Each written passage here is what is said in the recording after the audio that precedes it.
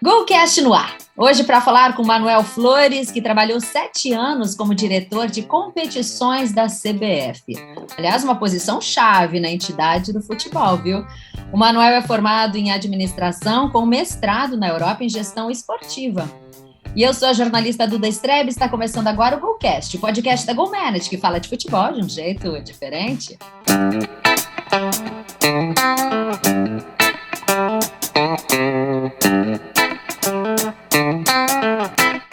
Já se inscreveu no nosso canal? Estamos no YouTube como Golcast GoManage. Toda terça tem um episódio novinho para você. Se inscreve no nosso canal e acompanhe o nosso trabalho. Estamos também nas principais plataformas de áudio. Deixa eu apresentar a minha turma aqui. Participam do Golcast o presidente da GoManage, Luiz Henrique Nunes, que está prestes a tirar férias e nós queremos saber se ele vai se afastar do Golcast ou não. E Norton Capel, que depois de férias prolongadas na Alemanha está de volta. Ele que é jornalista participa também desse nosso bate-papo. A direção é de José Pedro Villa-Lobos. Deixa eu dar um alô para o Manuel. Tudo bem? Seja muito bem-vindo por aqui, Manuel. Tudo bem, querida. Obrigado pelo convite. O prazer é todo meu e muito animado aí para essa nossa conversa. Bom, animado deve estar Norton Capel, Luiz Henrique Nunes, Manuel, porque a gente tinha uma ideia de ter alguém da CBF aqui no Golcast há muito tempo. A gente sempre batia lá na porta, o Norton, do jeito que é lá, tentava e não conseguia. Porque realmente é muito complicado, muito difícil da gente chegar e ter acesso, né, a essas pessoas. Então, muito legal te ter aqui com essa bagagem, essa experiência, essa vivência que a gente quer conhecer um pouquinho mais. Mas antes de entrar aí nesse teu trabalho aí, que eu sei que teve coisa muito legal, eu sei que tu está com um novo projeto, não sei se tu pode adiantar, o que você está fazendo agora? Traz um pouquinho para a gente, por favor, Manuel.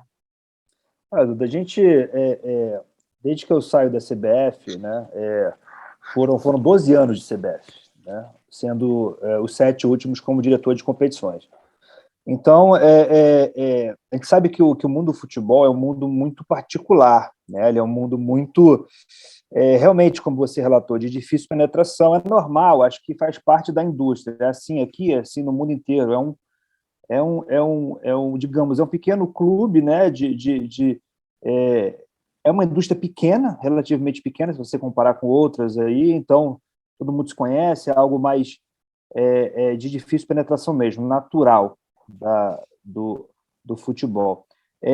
Então, quando eu saio da CBF, eu tiro um tempo aí para dar uma descansada, né? Foram anos bem interessantes, ativos, muitas realizações, muita coisa bacana que a gente conseguiu entregar por lá. E aí estou com alguns projetos em mente, fui sondado por muita gente, procurado por muita gente, muito café da manhã, muito almoço, muito jantar, muitas conversas bacanas. E estou aí estruturando um projeto que em breve eu vou divulgar, mas obviamente que tem a ver muito com esse novo momento do futebol, com o futebol em si, né? Porque não tem como, após a construção de muitos ativos ao longo de 12 anos, não tem como você simplesmente abandonar uma indústria que, especialmente agora, que passa por uma transformação muito importante, né? A gente que, digamos, começou ali um processo, o futebol brasileiro tem avançado muito nos últimos anos, em todas as pontas, né? Você vê o perfil do gestor do futebol hoje é um perfil muito mais profissional, a turma buscando qualificação, né? Eu mesmo fiz o mestrado da FIFA quando eu busquei essa qualificação na Europa. Então, assim, você observa o gestor do futebol brasileiro muito mais maduro, e aí você junta isso, né, com o que eu costumo chamar aí de a tempestade perfeita, né, que são esses marcos regulatórios aí que vieram recentemente, né? Veio o Profut, veio a lei do mandante, veio a SAF, a lei da SAF, a reformulação da Lei Pelé, que está vindo por aí. Então, assim, tudo isso com essa nova exigência mercadológica, né, essa exigência da indústria de se profissionalizar, né, quase que uma seleção natural que vai ocorrer daqui para frente, né, que sobreviverão os mais fortes, né? a gente tem aí uma tempestade quase perfeita para poder transitar e navegar nessa indústria que é muito desafiadora. Mas Tudo bem, Manuel? Opa, tudo bem, Luiz? Estou tranquilo, prazer te ter aqui conosco. Né? Obrigado. Antes de fazer qualquer pergunta para ti, eu já vou falar com a Duda aqui, que a Duda disse que eu estou prestes a sair de férias. Quero saber. Estou indo viajar com uma agenda só de reunião e de trabalho, muitos desses compromissos ela conhece e ela me larga aqui, o cara vai sair de férias. Férias tirou o Norton. O Norton, sim, esse só aparecia passeando, tomando champanhe e não sei o que mais. Verdade. Né? Manuel, eu vou trabalhar, eu vou viajar para trabalhar e trabalhar bastante. Né? Em Portugal, sede da GoManage, é verdade. Justiça seja feita. Vai trabalhar em Portugal, depois sai de férias. Tá bom, Luiz, tu me ganhou, vai. 5 dias depois para... Mas, Manuel, eu começo justamente por isso que tu colocasse. Né? O futebol brasileiro ele vive realmente um momento importante de transformações, e com tudo isso que tu citou, a possibilidade de criação da Liga, SAF, novos investimentos, né? A reformulação da Lei Pelé, mais profissionalismo, enfim. Né? O futebol está realmente, né, ficando mais maduro, e esse é o momento que o futebol brasileiro está com a faca e o queijo na mão para que ele se desenvolva. Né? O futebol brasileiro sempre foi considerado o melhor futebol do mundo, e hoje não vou chamar de coadjuvante, que seria um exagero, mas está muito atrás já de outros países, né, europeus. E, de fato, né, isso tudo é realidade. Tu passasse muito tempo na CBF, 12 anos, e nesse período muita coisa boa aconteceu, muitas transformações e mudanças também ocorreram na CBF, mas para uma grande fatia do torcedor, das pessoas que gostam de futebol, a CBF ainda é um empecilho para essa evolução do futebol. Talvez a CBF não esteja acompanhando, né, essa transformação, essa evolução, essa profissionalização que a gente está discutindo aqui e está vendo. E que a CBF ainda atrapalha em muito o desenvolvimento do futebol brasileiro e dos clubes brasileiros. E a gente pode citar a questão de calendário, não respeito a datas FIFA, né, uma série de outras coisas. Concorda com isso? Né? Tu acha que a CBF não está acompanhando adequadamente todo este momento que o futebol brasileiro está vivendo agora? Olha, Luiz, a CBF, sem dúvida nenhuma, passou por alguns momentos de crise aí, crises grandes, né? Enquanto estive lá, foram algumas, né? Mas o que eu posso te falar é de quando eu estava lá, não posso te falar a partir do momento que eu saio, né? Mas enquanto eu estive lá, e eu te falo sem menor dúvida, o futebol brasileiro ele teve um crescimento. A CBF ela desempenhou um papel, apesar de toda a dificuldade, de incremento em muita questão, tá? Vamos lá. Lá em 2010, a CBF ela tinha 6 competições dentro do seu portfólio. A CBF ela tinha as 4 divisões do Campeonato Brasileiro, ela tinha a Copa do Brasil e tinha a Copa do Brasil de futebol feminino, tá? Que era um anexo ao contrato do futebol profissional, ou seja, ela meio que existia porque tinha que existir. Ela passava meio que debaixo do radar, tá? Tanto que pouca gente fala. De lá para cá, quando a gente sai, em abril desse ano, eram 24 competições, tá? Uma delas, uma e Brasileirão, e outras 23 competições de futebol. Ou seja, se entendeu que a CBF entendeu corretamente, a CBF exerceu esse papel, teve que exercer até porque é a função dela, de fomento, ou seja, a CBF lá em 2010 não tinha uma competição de base nacional, pasme, né? Tanto que as grandes competições de base eram as competições que eram tocadas pelas federações estaduais, vide Copa São Paulo, Taça BH e por aí vai. Então, a gente constrói todo um calendário de competições de base, 8, se não me falha a memória, competições, calendário completo de sub-17, de sub-20. Feminino se faz a mesma coisa. Se reúne com especialistas de futebol feminino e vê que o futebol feminino, do jeito que estava, com a competição como a Copa do Brasil, não ia funcionar. Então, se cria toda uma estrutura do futebol feminino, que vai culminar em 3 divisões do Campeonato Brasileiro e 2 categorias de base, 2 competições de base, né? Se aborda essa nova tendência, que são as competições eletrônicas, né? O E-Brasileirão, que é a competição de videogame. Se amplia a 4ª divisão do Campeonato Brasileiro, a Série D, que é a porta de entrada para os campeonatos brasileiros, amplia de 40 clubes para 68, ou seja, entendendo o tamanho desse país. O país é muito grande, né? A dificuldade de se fazer futebol no Brasil é justamente a logística. É tudo muito caro, né? Então, você ampliando o funil, você dá mais chance para outros clubes de outras regiões acessarem a estrutura nacional do futebol. Copa do Brasil se amplia. A Copa do Brasil sai de 64 clubes para 92. E quando você olha para as competições premium, aí vem o outro lado da moeda, você olha para a Copa do Brasil e Campeonato Brasileiro, você vê o salto nas 2 competições. A Copa do Brasil, a gente pode até falar, que a gente pode falar muito sobre a Copa do Brasil. A Copa do Brasil ela sai de uma competição secundária, uma competição que entrava no calendário com uma falta de interesse tremenda da parte dos clubes, porque ela tinha uma primeira fase onde o clube que fizesse 2-0 na casa do adversário eliminava o jogo da volta. Não sei se vocês lembram disso. Isso era muito nocivo para a competição.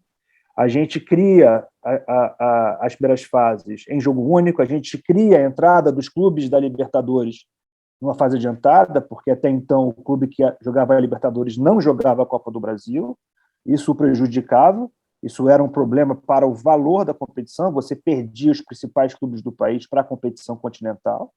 Então, do ponto de vista de agregação de valor, porque quando você fala em valor de uma competição, por que a Copa do Brasil hoje consegue negociar volumes vultuosos, né? Grandes quantias com as emissoras de televisão e agências de marketing? É porque é uma competição que foi crescendo no seu valor percebido ao longo dos anos. A gente corrige essa distorção de não ter os clubes da Libertadores, a gente cria, e somos pioneiros ali na eliminação do gol qualificado. O gol qualificado, que era algo que era mundial, a CBF, em 2018, resolve abolir. Na esteira da CBF, na sequência, vem Conmebol e UEFA e fazem a mesma coisa agora. Então, pouca gente fala isso, mas foi ali que a gente aboliu e viu que era algo desportivamente que não fazia sentido. Então, a criação de novos sorteios, então, todas essas medidas, todos esses gatilhos, né, que eu costumo dizer, foram importantíssimos para a gente ter uma competição hoje já muito valorizada. A Copa do Brasil é a competição desejada e a competição que mais bem paga em valor. Competição não. É a Copa Nacional que mais bem paga em termos de cota para clubes no mundo. Então, só se eu tiver alguma informação que eu não tenha mapeado, mas é isso, é uma competição muito consolidada, ela conseguiu ao longo desses anos, mas tudo isso, Luiz, é um trabalho gradual.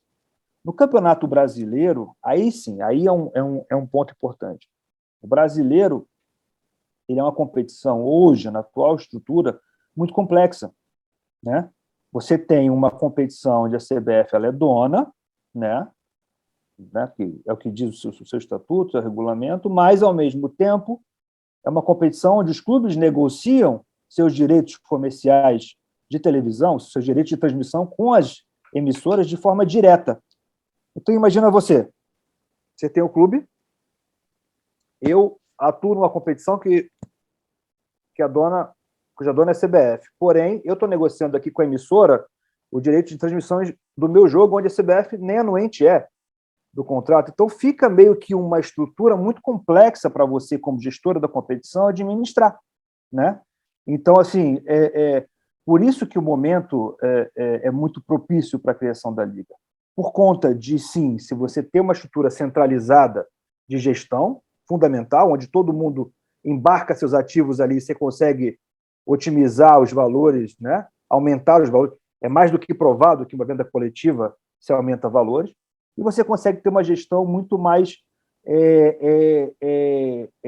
organizada, porque você está centralizando tudo. Tudo é pré-acordado, né? E tudo que você acorda previamente tende a funcionar melhor. Então, você acordou previamente, você foi ao mercado, você começou a gerir aquela competição de forma muito mais organizada.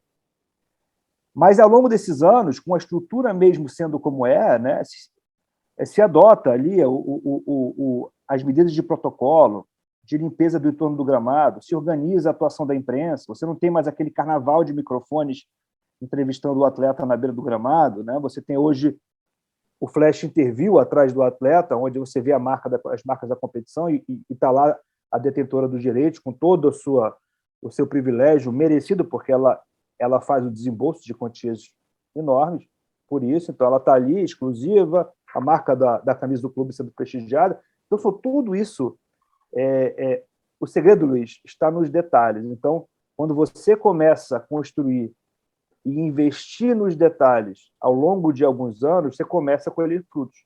Então, eu acho o seguinte, eu acho que o papel da CBF, na atual modelagem, eu digo isso especificamente do Campeonato Brasileiro, eu acho que atinge um teto. Eu acho que, a partir de agora, por isso, mais do que nunca, a Liga é muito importante, porque aí sim a abordagem vai ser outra, né? Porque no atual modelo, com essas interações, esses contratos individuais de clubes, com a CBF na mesa, com um campeonato onde tem 20 e poucos donos,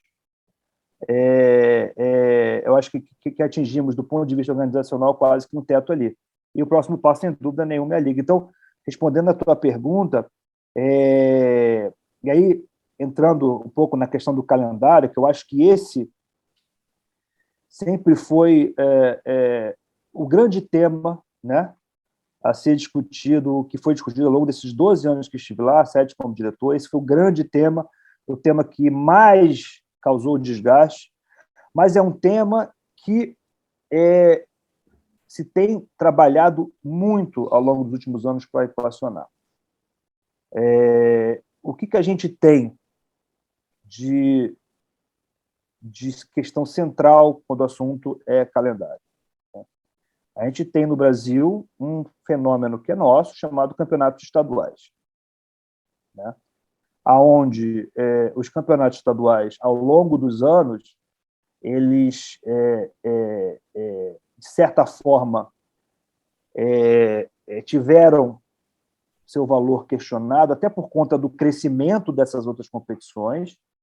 Então, de certa forma, é um pouco injusto para o estadual você ter uma Libertadores, e a Conmebol, lá em 2016, resolve esticar Libertadores Sul-Americana para o ano inteiro, fortalece essas competições tremendamente, né? Fazem competições muito ricas e que dão grandes premiações. A Copa do Brasil segue também essa pegada, vira uma competição extremamente atraente para os clubes. O brasileiro sempre né? Então, e você tem ali no primeiro trimestre ali do ano, você tem os campeonatos estaduais que contam ali com o seu período exclusivo, mas que tem que rivalizar aí com essas grandes competições do imaginário do torcedor, do clube, por aí vai. Mas o que ocorre de uns anos para cá é que esses estaduais, por conta muito dessa reestruturação, eles são adaptados, eles seguem uma tendência de redução e de enxergar que talvez um menor seja melhor do ponto de vista financeiro e de valor agregado. Então, ele sai lá de 25 datas, eram campeonatos enormes, e se faz uma redução gradual no número de datas, né? De 23, 21, 19, 18. Hoje são 16 datas que os campeonatos estaduais detêm ao longo de um calendário, no calendário do futebol brasileiro. Se cabe redução, talvez caiba uma coisa ou outra, mas assim, a pergunta que tem que ser feita é o que a gente quer daqui para frente, né? Isso é algo muito importante para a gente poder avaliar. Todos nós que gostamos de futebol e ou trabalhamos ou somos torcedores, enfim. É fato que o estadual ele desempenhou um papel importante ao longo dos anos, né? A gente tem estudo ali de que lá em 2019, a última vez que a gente fez um levantamento, 50% dos atletas dos clubes da Série A, dos 20 clubes da Série A, eram oriundos de clubes de estruturas estaduais, né? O cara, o estadual, ele consegue dar essa capilaridade, né? Ele consegue entrar, achar os Firminos da vida, os Hulks, os Rivaldos, por aí vai.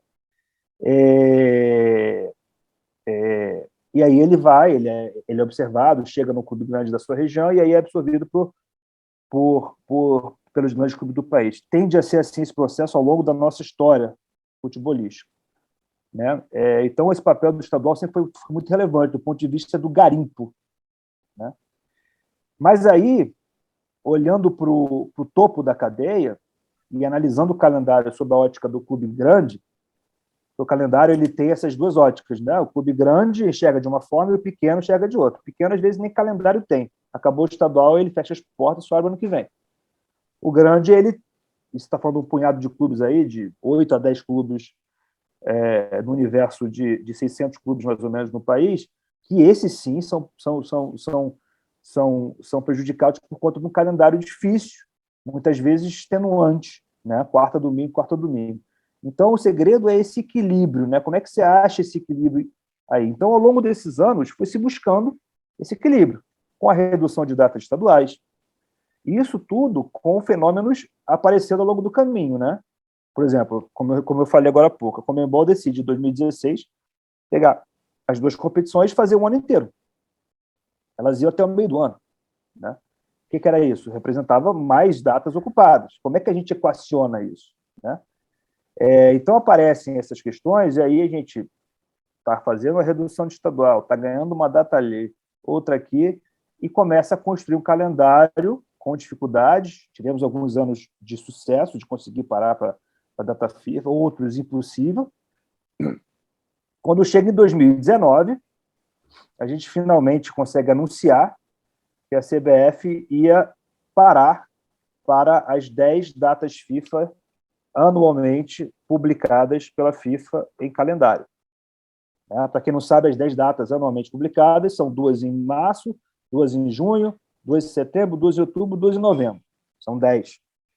Um par de jogo em cada data FIFA. Bem, aí o que acontece? Assim que a gente anuncia, vem a pandemia. E aí todo esse projeto que havia sido construído ao longo desses anos precisou ser engavetado. Eu acredito que para 2023, que vai ser o primeiro ano sem interferências, né? Estamos falando aqui de 2020 com Covid, 21, aí 22 Copa do Mundo no fim do ano, 23 tende a ser um calendário mais flexível. Mas tudo isso para te ilustrar que o assunto calendário é complexo. E o trabalho de construção para permitir uma Copa do Brasil melhor, que os clubes atuam na Copa do Brasil, tudo isso ocupa data, né? Então, é um trabalho de construção, é um fenômeno que é exclusivo nosso, a questão do estadual, mas que muito avanço teve ao longo desses anos, sem dúvida nenhuma. Manuel, obrigado por estar conosco. Norton Cup, eu falo de Porto Alegre. Eu queria ficar nessa questão do calendário, tu falou muito e expressou muito, e realmente até a gente fez um episódio aqui do Golcast para discutir o calendário com uma proposta. Tu tem toda tua vivência na CBF e a gente fala de uma questão da pressão. Como é a relação com as federações que mantêm a estrutura da CBF, que elegem o presidente, que de alguma forma tem os cabos eleitorais, tem toda uma organização que mantém a estrutura do futebol brasileiro? O quanto há o apego das federações e da própria estrutura, e eu não falo técnica, eu falo estrutura política da CBF, em manter os estaduais. Porque, sobre o ponto de vista técnico, e até tu argumentou muito sobre isso, eles poderiam ser colocados, né, numa competição durante o ano, teriam alternativas. A sensação para nós, jornalistas, e quem gosta de futebol, envolvidos com futebol, é que nunca houve uma questão política para tratar do calendário do futebol brasileiro e resolver essa questão dos estaduais. É isso mesmo ou não é? Ou qual é a tua opinião sobre esse aspecto, agora que tu estás fora da CBF, sobre essa questão da pressão e da organização da CBF enquanto estrutura muito ligada às federações regionais? Olha, é óbvio que o principal produto das federações estaduais são os seus campeonatos estaduais. Mas o que a gente observou ao longo desses anos, e é muito bom repetir, é que a própria pressão do mercado e tudo que a gente tem acompanhado ao longo desses anos fez com que as próprias federações entendessem que talvez um menor seja melhor. Daí a capacidade de, se você reduzir para 16 datas uma competição que outrora iria até o meio do ano. Né? Vocês lembram muito bem disso. O que eu vejo hoje é o seguinte, eu acho que todo mundo está se reorganizando. Tá? Há um momento importante no futebol brasileiro quando você fala de compradores de direitos. Né? A gente tende a ter aí uma disputa muito interessante para aquisição de conteúdo esportivo ao vivo, especialmente futebol. No Brasil, o carro-chefe é futebol. Dessas grandes plataformas que estão agora entrando no país, ou que já entraram, algumas já fizeram um movimento, se retraíram um pouco, outras estão bem agressivas no mercado, mas isso tende a ser uma oportunidade para todos os donos de conteúdo, inclusive os campeonatos estaduais. Né? Porque, de novo, a gente tem que entender o seguinte, eu acho que não tem certo ou errado. A gente tem que entender como é que a gente quer agir daqui para frente. Né? Ao sair a Liga, como é que vai ser essa questão com as datas? Né? A Liga vai adotar o calendário como não vai?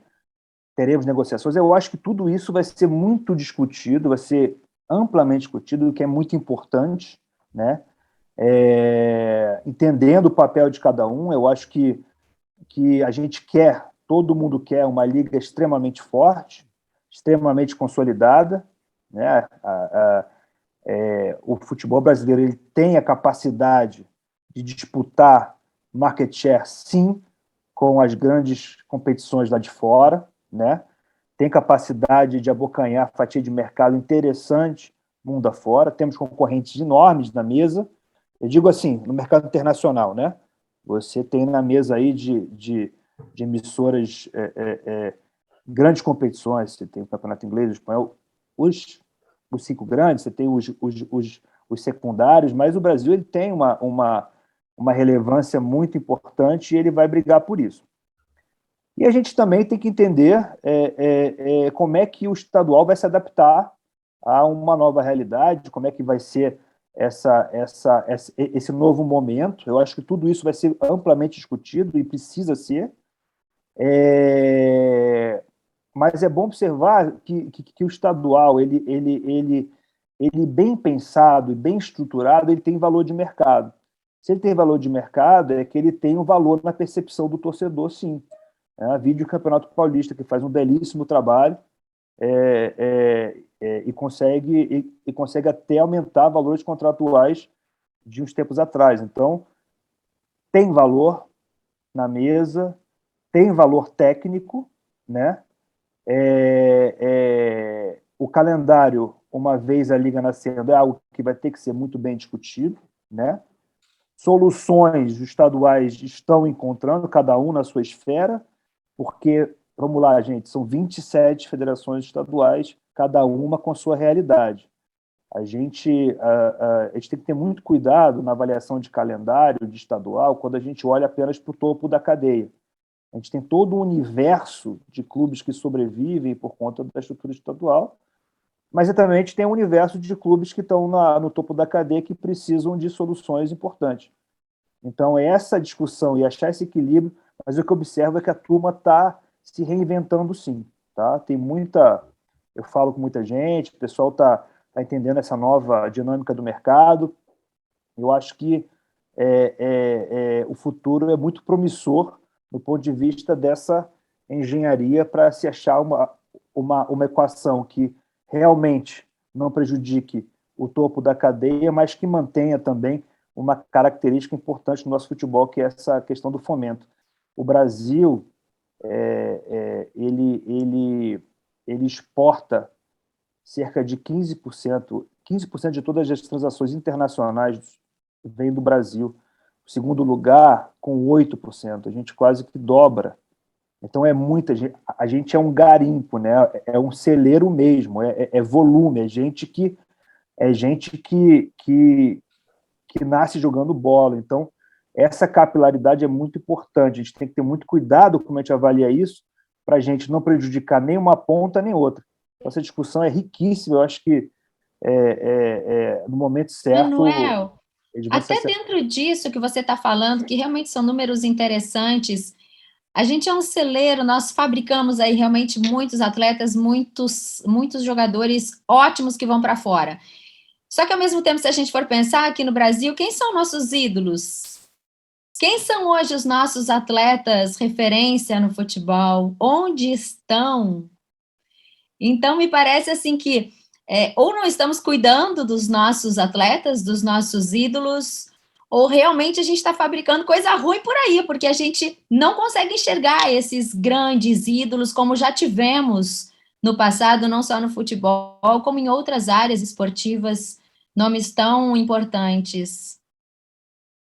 Duda, assim, é óbvio que com esse volume astronômico, né, de transações internacionais, você acaba que tem muito atleta indo muito novo lá para fora, e você tem, às vezes, o atleta perde até um pouco da referência daqui, do país e tal. Mas o que me deixa muito otimista é justamente esse momento que a gente está vivendo, a tal da tempestade que eu estou te falando. Os clubes se estruturando, né? Seja com SAF ou sem SAF, eu acho que a SAF ela é uma oportunidade. Eu fico muito preocupado quando enxergo a SAF como a salvação da lavoura, né? Eu acho que cada clube tem a sua realidade e tem que enxergar isso como oportunidade, se valer a pena, né? Agora, valendo a pena, indo atrás, conseguindo profissionalizar seu departamento de futebol, seja como for, a gente tem um futuro muito promissor e a capacidade de atrair grandes talentos que estão lá fora e vindo para o Brasil numa idade não só em fim de carreira, mas que possam contribuir muito. A gente já tem exemplos aqui no Brasil fazendo isso, né? Os grandes clubes do país, os que estão disputando títulos, né? Você consegue enxergar um movimento muito importante de atletas ainda com o mercado na Europa vindo para cá, né? Vídeo aí o Atlético Paranaense com o Fernandinho, o Mineiro com o Hulk, por aí vai, você vê o Flamengo com esses investimentos, o Davi Luiz, enfim, atletas com potencial de Europa já vindo para cá numa idade ainda com muita lenha para queimar, né? Então, eu me arrisco a dizer que a gente vai viver um momento justamente contrário a esse, né? A gente vai ter esse resgate, sim. Eu já observo alguns clubes fazendo isso, e agora com algumas SAFs vindo, que tendem a ter um investimento interessante, eu acho que esse movimento vai se reforçar. A gente tende a ter um campeonato, porque, vamos lá, gente, a gente disputar mercado internacional, o craque é muito importante, concorda? A gente tem que ter um craque não só importante para a gente, como também para o mercado internacional. Então, para a gente disputar o olhar, né, o interesse do torcedor lá da China, que vai consumir campeonato brasileiro, É muito importante ele enxergar o craque dentro de campo. A gente já começa a observar movimentos bem sólidos quanto a isso. Então, Duda, desculpa, eu acho que a gente tende a ampliar esse movimento e ser um campeonato cada vez mais poderoso quando o assunto é ídolo. Mas, Manuel, sobre esse aspecto, né, vendo a questão no futuro, né, nessa necessidade, tu falasse em tempestade perfeita, desse movimento da indústria do futebol no Brasil, não seriam necessárias ações mais imediatas? Por exemplo, eu falo de horário de jogo, e aí é uma especialidade tua, né?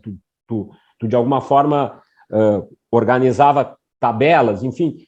Os nossos horários hoje em relação ao futebol, se chegar na Europa, na China, eles são completamente fora de horário que as pessoas possam assistir.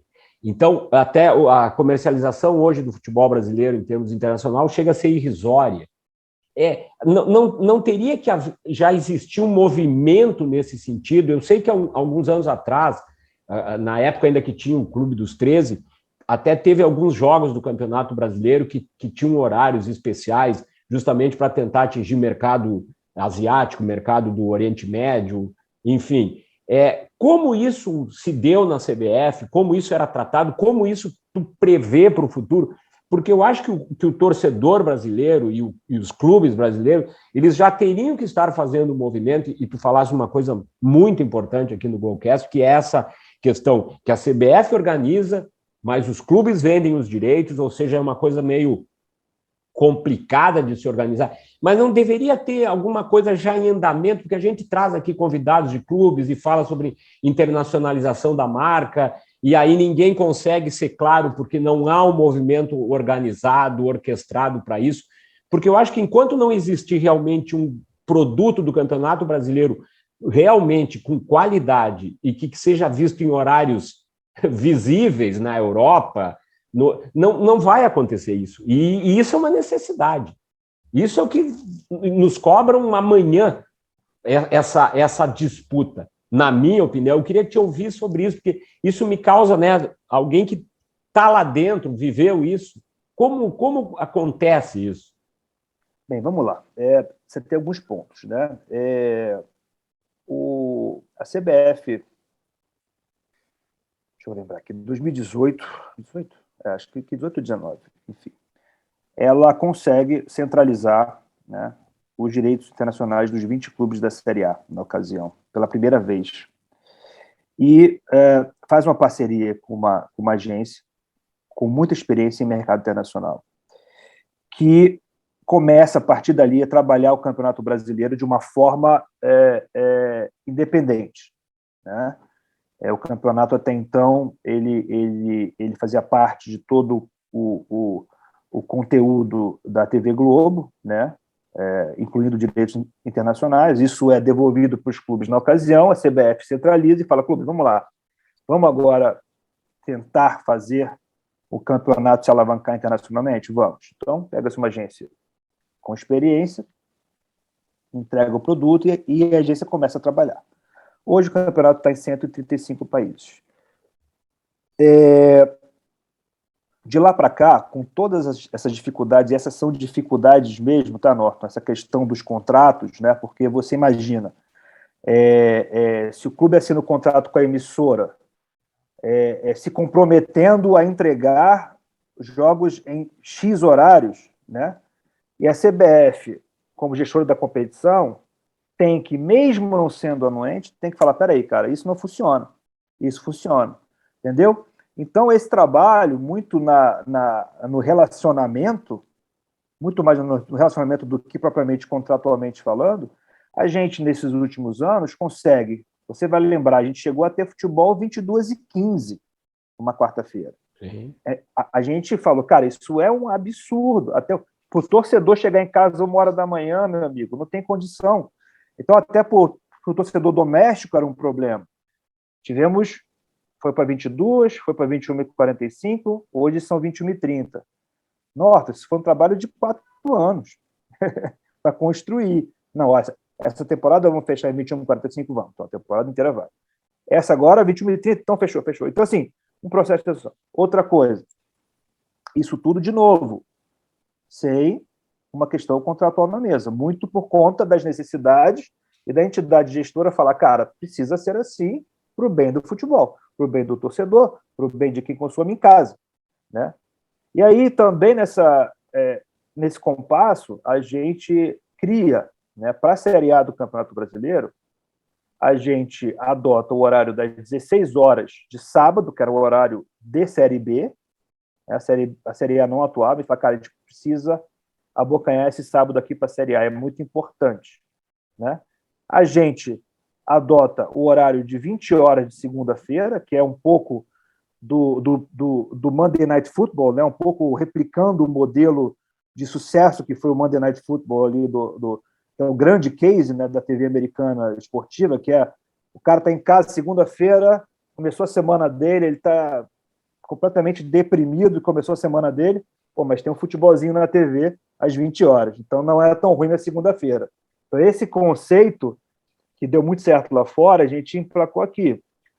E um horário que foi muito olhando, além do sábado, às 4 da tarde, um horário que foi muito olhado visando já esse movimento internacional, foi o horário de 11 da manhã de domingo.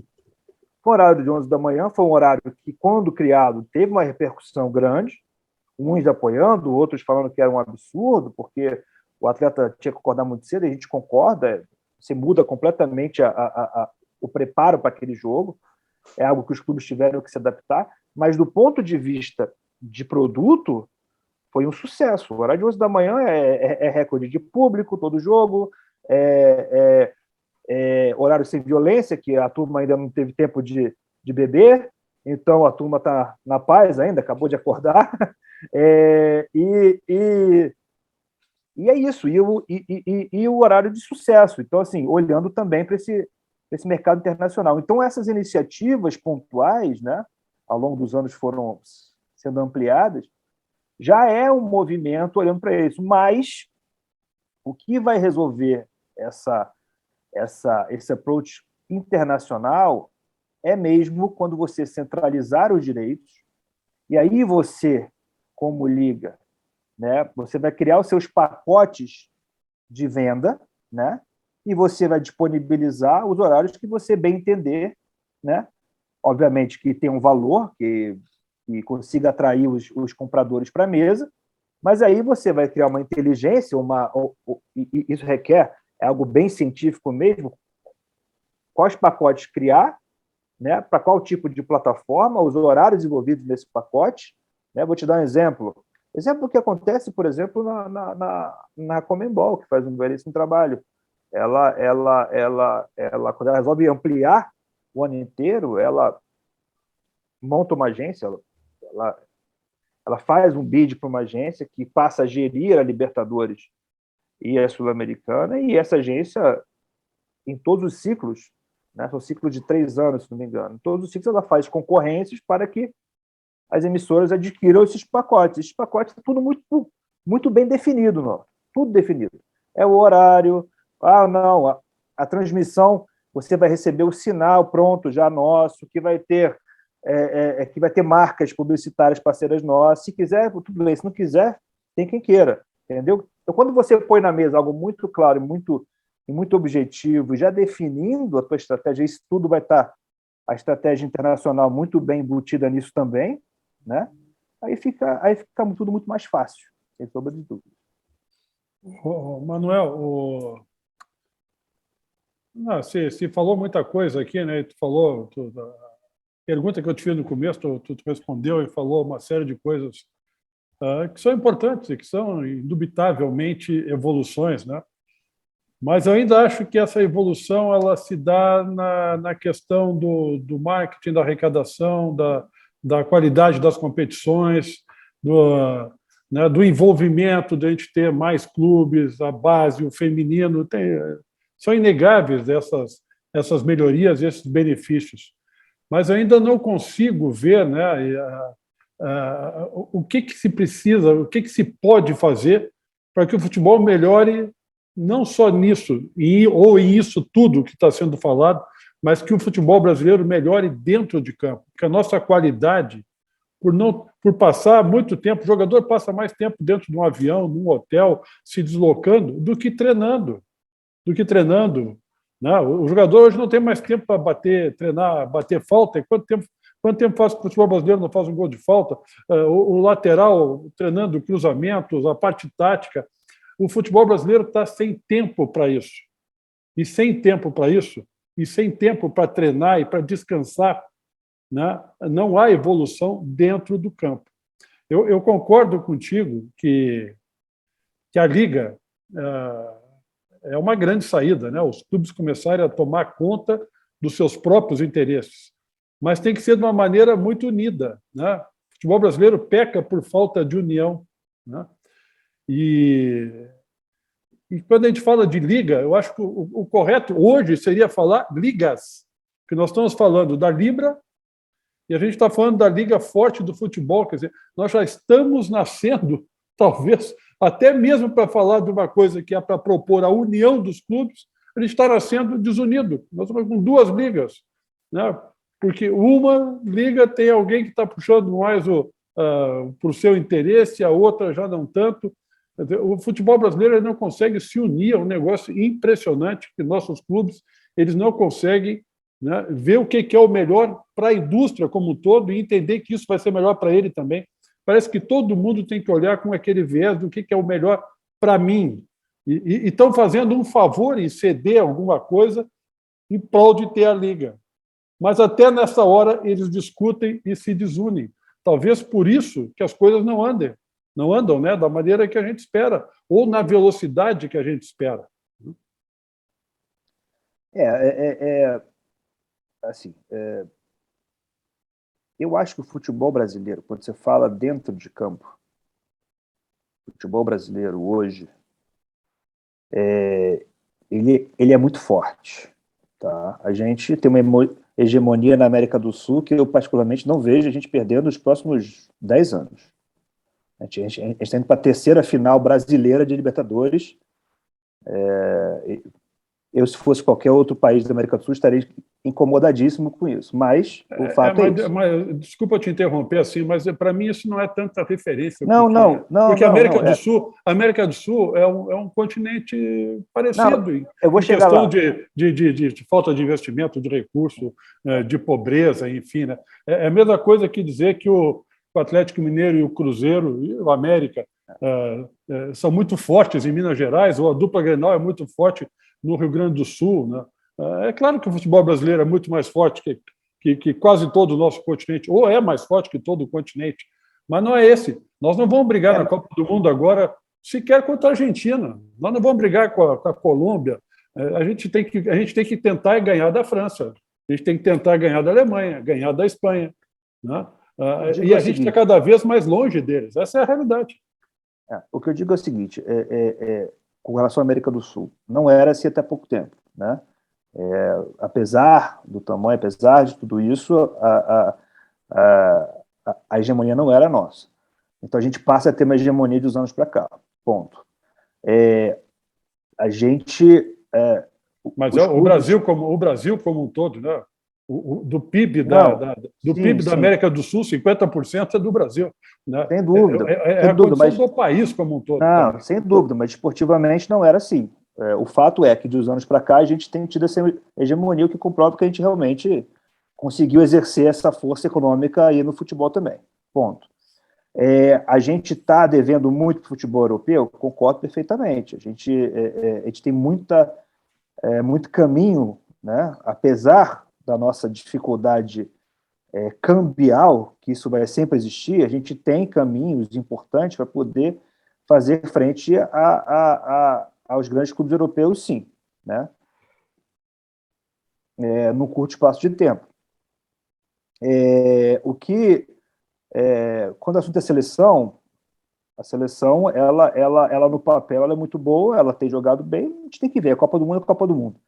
Agora, concordo com você muito, assim, acho que no campo internacional a gente tem um déficit muito grande que precisa ser atacado até para gerar mais recursos internamente, né?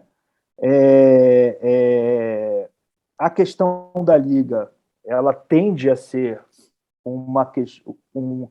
um ponto que vá resolver muita dessa questão de arrecadação e, de repente, elevar o nosso patamar financeiro para a gente fazer frente a esses grandes mercados, ou seja, a gente poder atrair nossos talentos que estão lá fora arrebentando. Eu tenho certeza que muitos deles, se você oferece condições financeiras interessantes, o cara prefere estar aqui do que estar lá fora enfrentando 10, 0, menos 5 graus no inverno europeu. Muitos querem estar perto da família, enfim. Então, você tem componentes importantes para atrair esse cara se você consegue ser um mercado promissor e que gere dividendos. Então, acho que a gente vai caminhar com o nascimento da Liga. Aí a gente fala de Liga. O que eu defendo, eu acho que a gente precisa ter muita cautela, porque eu acho que esse salto financeiro, o Brasileirão hoje ele tem na mesa, sei lá, 2,2, 2,3 bi de reais, né? Ou seja, é quanto tem no mercado, é quanto que o mercado paga por ele, né? 2,3 bi mais ou menos. Se tem valuation aí da Liga hoje de 5, 6 bi, tá?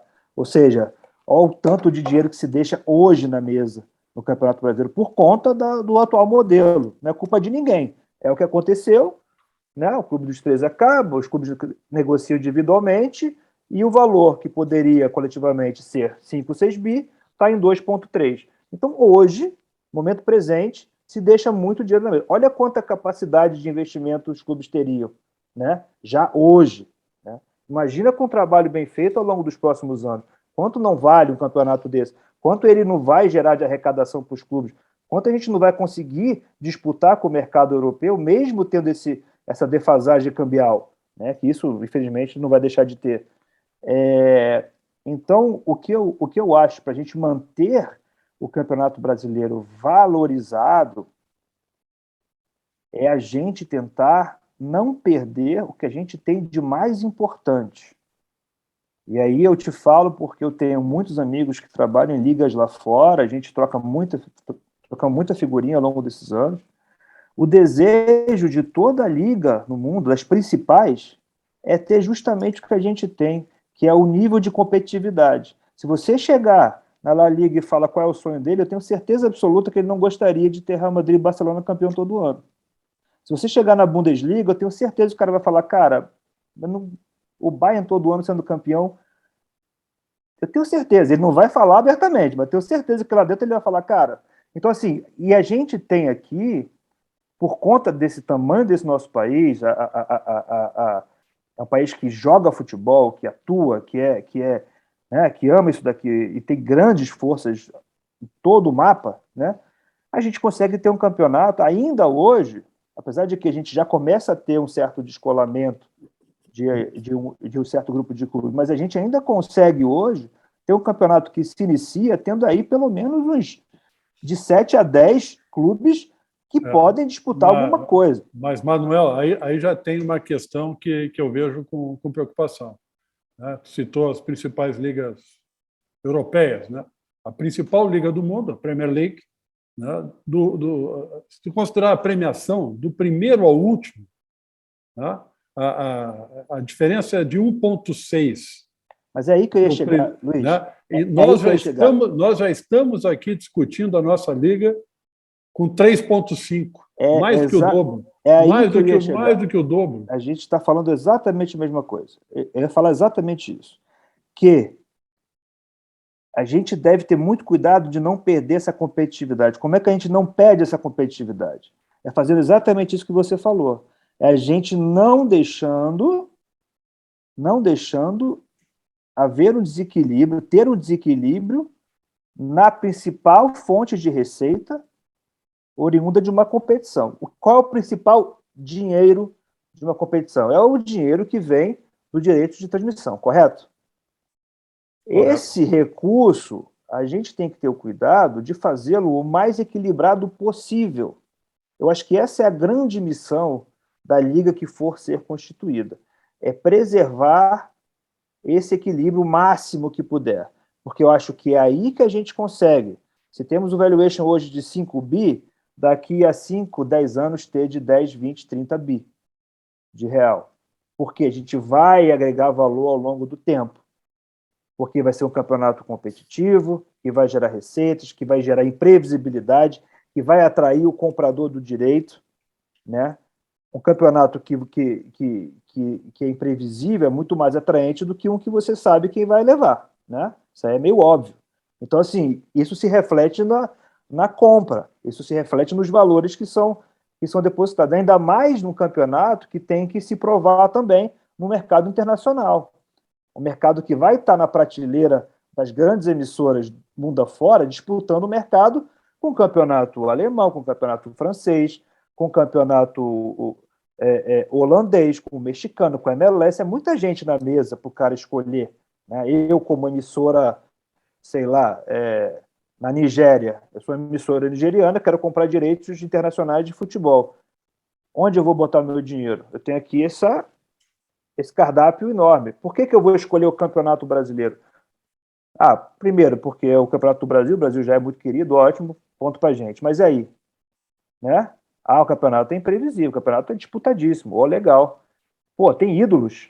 Pô, legal, cara. Tem esses caras aqui que jogaram, esse aqui jogou no Chelsea, outro jogou no Real Madrid, outro não sei o quê, estão lá, voltaram. Estádios cheios, organização, entendeu? Então, assim, são variáveis, obviamente, que são levadas em consideração para a gente disputar mercado internacional. Então, a gente preservar, Luiz, é exatamente o que você está falando. A gente está falando a mesma coisa. É a gente buscar esse equilíbrio o máximo possível como liga. Porque aí a gente consegue, ao longo dos anos, ter um crescimento sólido, né, com relação aos valores da competição. Manuel, fala, Luiz. Não, vai lá, Nota. Então, só para concluir essa questão... Fala. Eu já estava sentindo saudade de vocês, assim. A questão desse... Eu vou sair de férias, né? Mas ainda só fechar essa questão do equilíbrio, eu acho que tem outra coisa que desequilibra um pouco. Tu disseste lá no começo do programa que a Copa do Brasil é a Copa proporcionalmente que mais paga no mundo, né? Nacional. Sim. Então, assim, isso já é um pouco de contramão, né, do que fazem os outros. Se por um lado é bom, porque é uma coisa que o Brasil está na frente, talvez, né? Mas é o contrário do que os outros fazem. Para mim, essa é a minha opinião, o campeonato mais importante que a gente tem é o Campeonato Brasileiro. E hoje muitos clubes eles dão prioridade para a Copa do Brasil, porque a Copa do Brasil paga mais que o Campeonato Brasileiro. Mas tem uma diferença fundamental. Esse paga mais para alguns, paga mais para quem chega. Que para quem não chega, não paga nada. Você vê, o Internacional esse ano disputou a Copa do Brasil e não ganhou nada. Saiu na primeira fase, né? E o Campeonato Brasileiro, tu consegue colocar no orçamento do clube, porque indo bem ou mal, tu sabe o mínimo que tu vai ganhar, né? Tem um valor que é dividido igual para todo mundo, tem um valor que é a parte de comercial e tem um valor da parte de mérito, né? A Copa do Brasil é imprevisível. Tu pode ganhar 70 milhões, tu não pode não ganhar nada. Então é difícil eu contar com esse dinheiro. A Copa do Brasil paga mais para quem chega, para quem está agora disputando as semifinais, as quartas de final, vai disputar a final e vai ganhar o campeonato, né? O Campeonato Brasileiro não. Mas me parece também um pouco de distorção, não sei se é distorção, porque aí não é. Aí sim eu concordo contigo, não é culpa de ninguém, isso é mercado. Mas o Campeonato Brasileiro tinha que ser aonde se ganha mais dinheiro. Porque este é o campeonato brasileiro. Quem é o campeão da Inglaterra? Quem é o campeão da França? Quem é o campeão do Brasil? É o cara que vai ganhar o Campeonato Brasileiro, né? E muitos acabam desviando ou deixando esta importância de lado em busca de uma premiação que é maior do que o outro, para ele que vai ganhar. Então, Luiz, isso aí é um ponto que sempre surge. Eu acho que há um equívoco na leitura da Copa do Brasil versus brasileiro. É óbvio que todo mundo quer competições cada vez mais fortes e que remunerem cada vez mais. Você está lá com os clubes, quanto mais forte a Copa do Brasil, Libertadores, melhor para eles. E brasileiro. Só que não é uma verdade que a Copa do Brasil paga mais. A Copa do Brasil, ela é uma competição aonde a CBF ela destina Você tem cotas. cotas. Isso, cotas. Falamos Então, a mesma palavra. cotas para os avanços dos clubes na competição. E é isso que o clube tem direito a se ele avançar. O brasileiro, ele possui contrato para o ano todo. Então, se você olhar o valor absoluto financeiro, mesmo o cara sendo campeão da Copa do Brasil, o cara campeão da Copa do Brasil, ele vai levar, digamos que ele comece lá na primeira fase, ele vai levar algo em torno de 70 milhões, 70 e poucos milhões no total. Ele ganha muito mais que um brasileiro, que é o contrato dele. Então, é distorcido você falar que a Copa do Brasil paga mais. Ela paga porque ela é imprevisível. Aí isso entra no imaginário do dirigente. Pô, cara, eu não estava contando com esse dinheiro. Vamos botar, de repente, o time... Não sei se no vestiário tem essa conversa e tal, porque passa a ser, de certa forma, uma prioridade a partir do momento que ele avança e aquilo realmente não está previsto. Não tem um clube que seja louco o suficiente de prever que vai chegar na final todo ano. Seria até irresponsável da parte dele, no orçamento que eu digo, né? Não, peraí, eu estou prevendo aqui campeão da Copa do Brasil no meu orçamento.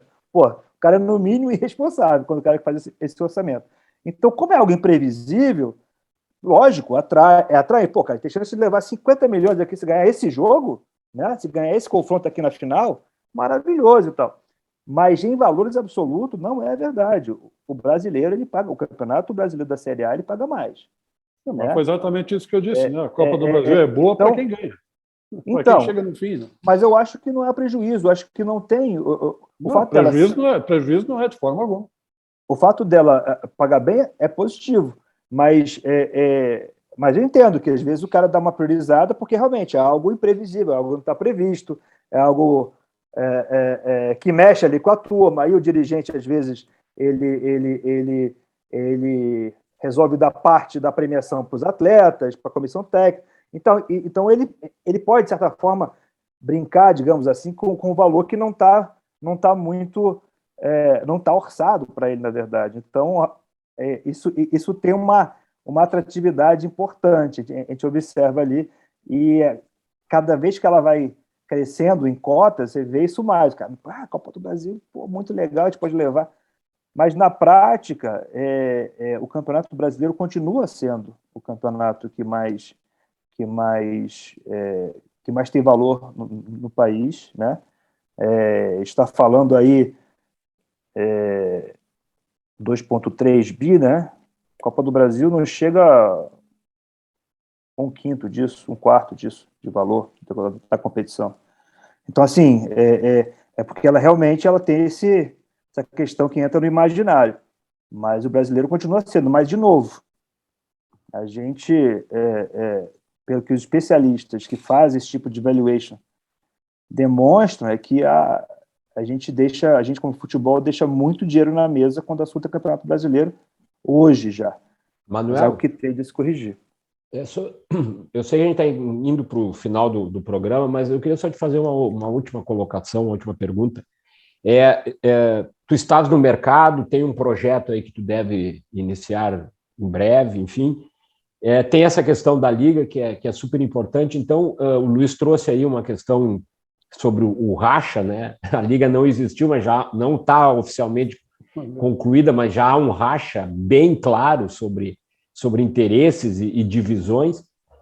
Qual é a tua opinião sobre como isso vai terminar?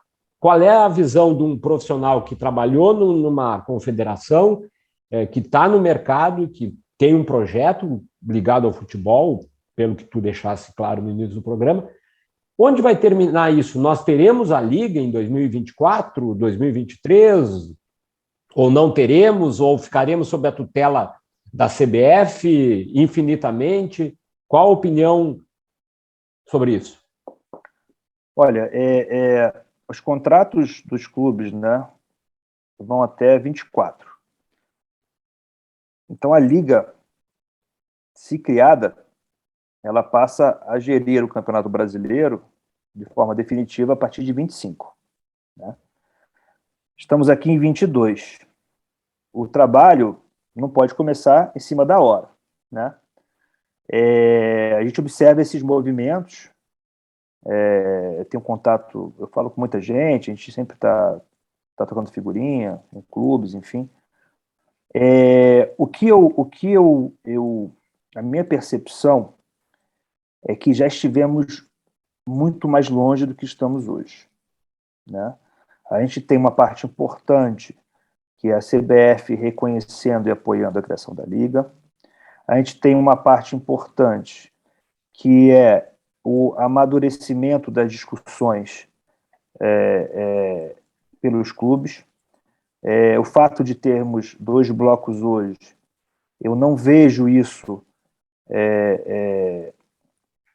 É uma questão, sim, mas eu quero acreditar, eu acho que, eventualmente, os 40 estarão juntos, né?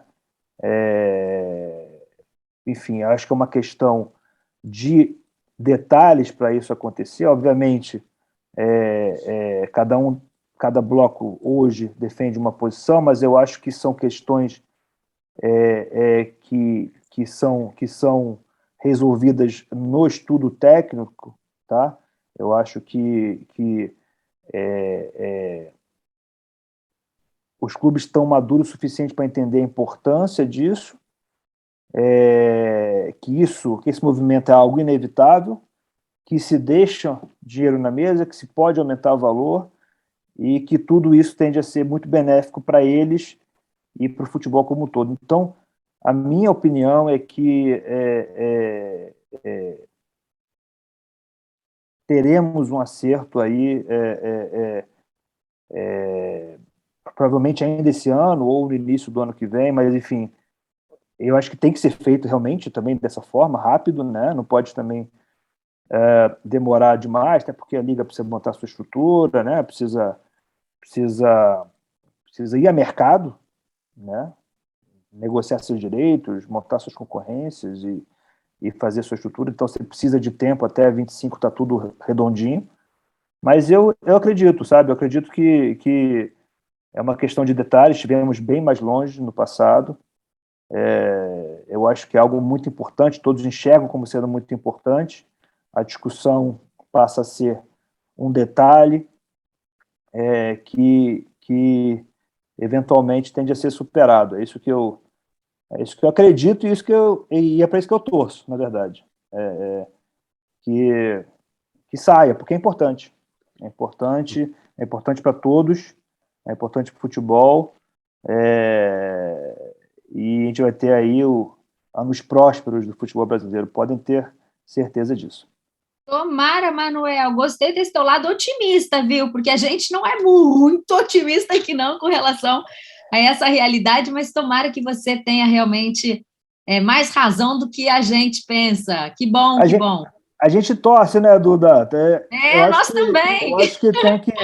A gente que teve tanto tempo lá dentro, torce porque a gente vê o potencial. O futebol brasileiro é um negócio incrível, gente. Assim, a gente que viaja, você que vai estar em Portugal, Luiz, cara, você fala de futebol brasileiro fora do país, é um negócio escandaloso, a admiração, o respeito que tem. E a gente tem tudo para ter portas abertas aí no mercado internacional para nossa competição, e a Liga sair, ter muito sucesso e a gente ir para cima aí dos europeus e atropelar, Luiz. Tomara, Manuel. Torcendo para isso. É isso aí. Manuel, obrigada aí pela tua participação. Sucesso nos novos negócios agora, nesse novo projeto aí que você inicia. E muito obrigada aí pela tua presença aqui no nosso Golcast. Obrigado, Duda, Luiz, Norton, obrigado mesmo, viu? Muito legal. Esse é o nosso Golcast, o podcast da GolManage, que fala de futebol de um jeito diferente. Luiz Henrique Nunes já garantiu que vai estar aqui no próximo episódio, provavelmente direto de Portugal. Foi o que eu ouvi. Foi isso mesmo? Estou a pensar. Então ele vai pensar e a gente volta então no próximo episódio. Um beijo e a gente se vê.